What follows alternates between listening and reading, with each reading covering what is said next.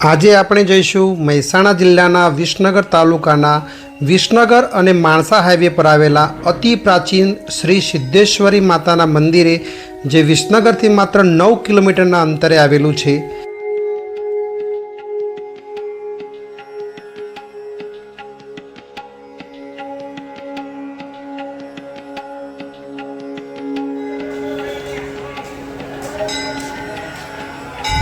નમસ્કાર મિત્રો, આપણે પહોંચી ગયા છીએ કડાના સધી માતાના મંદિરે, જ્યાં કડાના સધી તરીકે પ્રખ્યાત છે। ત્યાં આવેલું છે અતિ પ્રાચીન અને ઐતિહાસિક રાયણનું ઝાડ, જ્યાં માતાજી બિરાજમાન છે। તો મિત્રો, ચાલો આપણે દર્શન કરીએ।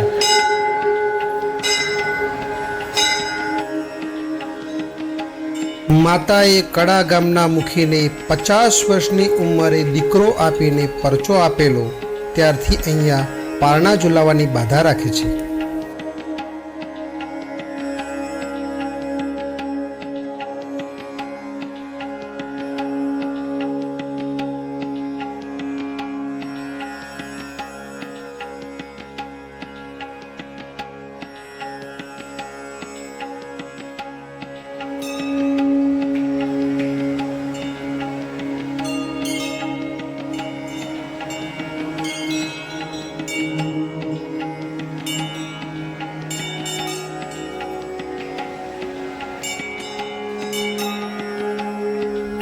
માં સધીમાના દિવ્ય અને અલૌકિક દર્શન કરીને આપણે ધન્યતાનો અનુભવ કરીશું। માં આપની કૃપા સદાય બની રહે। માં તારા ભક્તો જે તારા આગળ શીશ નમાવે છે, એમની દરેક મનોકામના પૂર્ણ કરજે।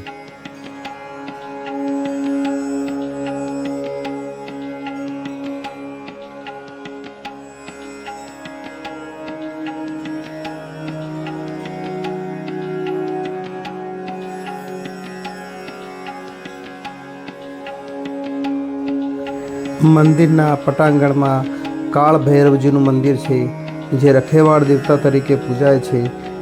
અને આ રખેવાળ દેવતા ભૈરવજીના દર્શન કરીને આપણી ધન્યતાનો અનુભવ કરીશું। જય કાળ ભૈરવ દાદા।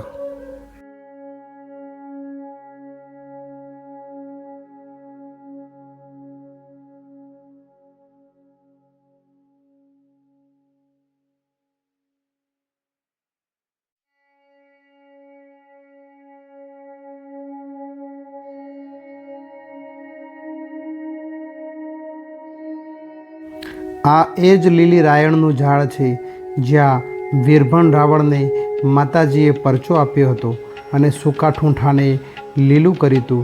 આજે આ વૃક્ષ મહાકાય વૃક્ષ બની ગયું છે અને મંદિરને પણ ઢાંકી દીધું છે।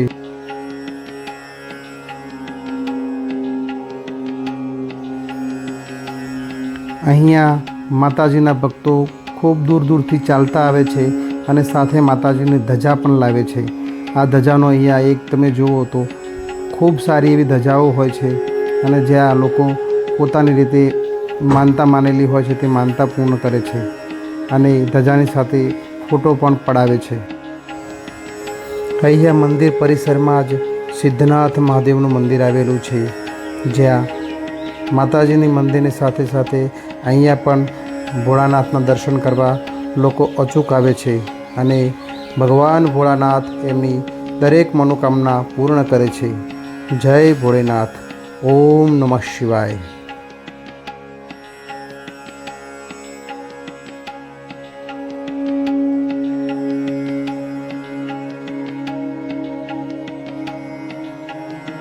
અહીંયા માં સધી પ્રત્યેનો ભાવ અને અતૂટ શ્રદ્ધાના દર્શન થાય છે। જય સધીમાં।